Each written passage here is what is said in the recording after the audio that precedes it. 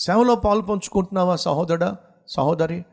అయితే నువ్వు ఎవరి సేవలో, ఎక్కడ, ఏ సంఘంలో పరిచర్యలో పాలు పంచుకుంటున్నావో నీ రాకడ ఆ పరిచర్యకు ఆశీర్వాదంగా మారాలి.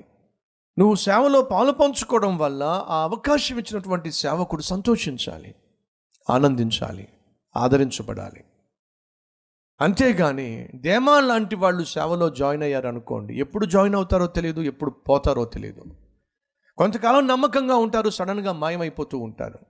కారణం ఏమిటయ్యా అంటే లోకం ఆకర్షిస్తూ ఉంటుంది. ఆ ఆకర్షణలో ముందుగా పడి ఉంటారు, అది తెలియకుండానే పరిచర్యలో కొనసాగుతూ ఉంటారు. లోపల లోకం పెరిగిపోతూ ఉంటుంది, పాపం పెరిగిపోతూ ఉంటుంది. సడన్గా వీళ్ళు పత్తా లేకుండా పోతారు.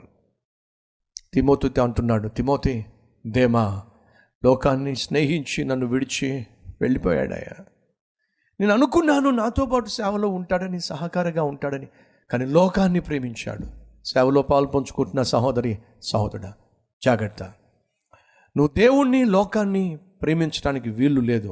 ప్రేమిస్తే దేవుణ్ణి ప్రేమించాలి, లేదా లోకాన్ని ప్రేమించాలి. అంతేగాని ఆదివారం దేవుణ్ణి ప్రేమిస్తూ ఆ తర్వాత 6 రోజులు లోకాన్ని, సాతాన్ని, పాపాన్ని ప్రేమిస్తున్నట్లయితే నువ్వు పనికి మాలిన సేవకుడిగా తయారవుతావు.